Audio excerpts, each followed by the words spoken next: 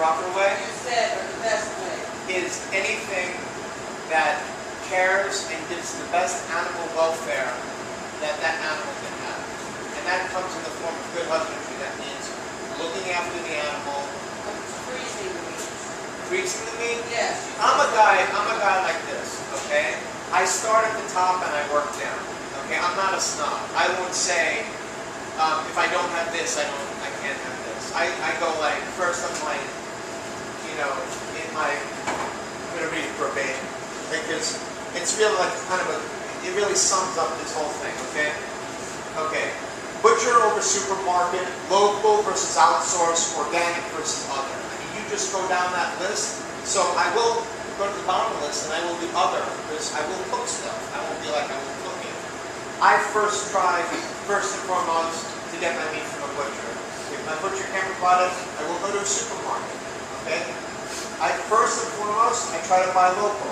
But if local doesn't provide the best or what I want, I have no problem going outsourced. If organic is not available, or I think that organic, as the person who's selling it to me is full of it, okay, I'm going to go other. So I do my diligence, as all of you should, okay? Because at the end of the day, what we're doing is we're servicing people, we're giving them what we want. But we have a duty. We have a duty, unless you're just a hack that's going to just go in and you're just going to turn stuff out. But you know what? You're here at culinary school, and I think that you want a little bit more. If you wanted to turn around and just go out and do it, you would have just gotten the job. So I like to think that being in culinary school, the fact that you commit yourself and you're going to spend the money, maybe want a little bit more out of your careers. And for me, I think that I can make such a strong statement. I'm going to get cooking. Hey, who wants to do this? Bring that, please. I'm not doing it. Please. Have fun, you know, it's actually kind of cool. I defy you to destroy it. Okay, well, first what you do is, sometimes it turns up. You start off slow, and then, you know, then you kind of like really put into it. You know, just end up with a thickness like this, and flip it over about halfway through, because you want to just kind of like heat up a little bit. Also, meat is not like a water balloon. Everybody talks about like, oh, you know, no, put 2 hands in it. You know? Like, really beat the hell out of it. There you go. Well, that's, no, what you do, I mean, this is cooking, you know, this is all happening right now. So. Does it feel good?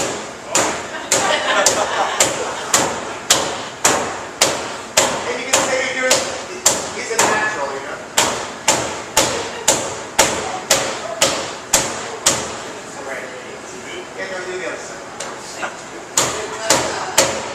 Hit that ball too. Right. Thank you. Alright. So he did a really good job. But if you can imagine, like if I started like this, I mean this thing gets like this. It's really impressive to cook. Okay? And that's part of it too. That's why I refer to these things like rib roast, like a steak. I'm sorry to you women, I call it a man steak only because guys get really like a little bit nutty about it. It doesn't mean that you guys enjoy it any less. I use this 4-season blend. I do this technique. Some people talk about, hey, don't season it too soon. It's going to dry out the meat and it's going to create this whole thing where juices, it's not going to be as juicy. To me, it's really nonsense. You can carry on believing it, but my experimentation, it hasn't.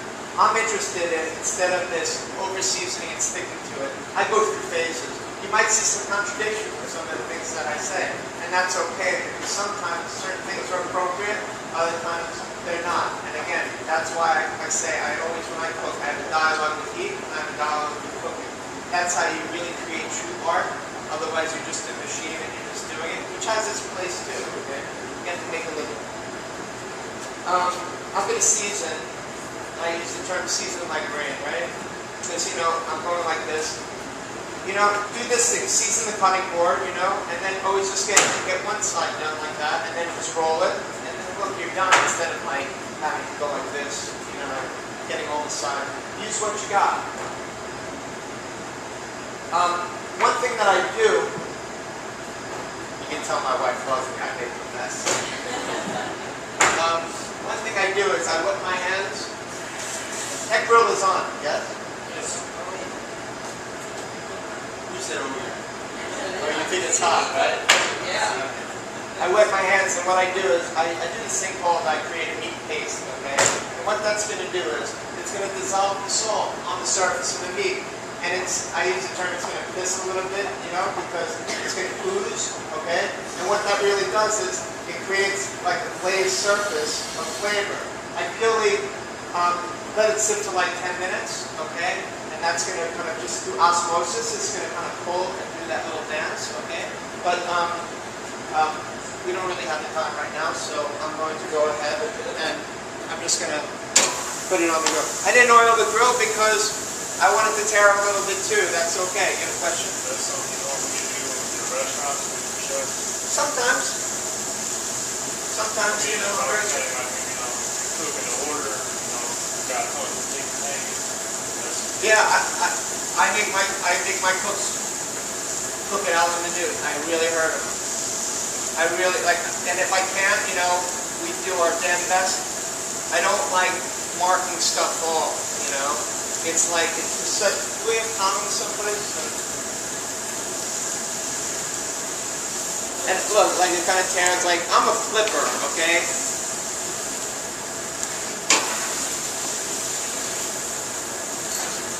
So, okay, so I've got this herb brush here.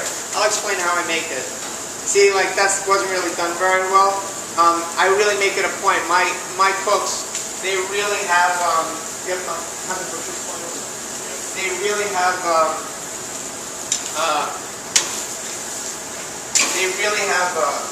commit.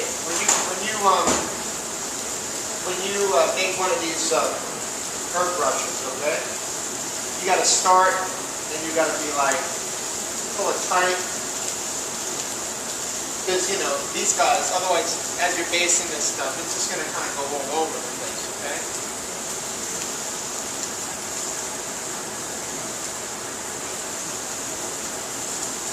Anyway, you just take a wooden spoon and cut it off. And there's a time to actually use this thing, okay?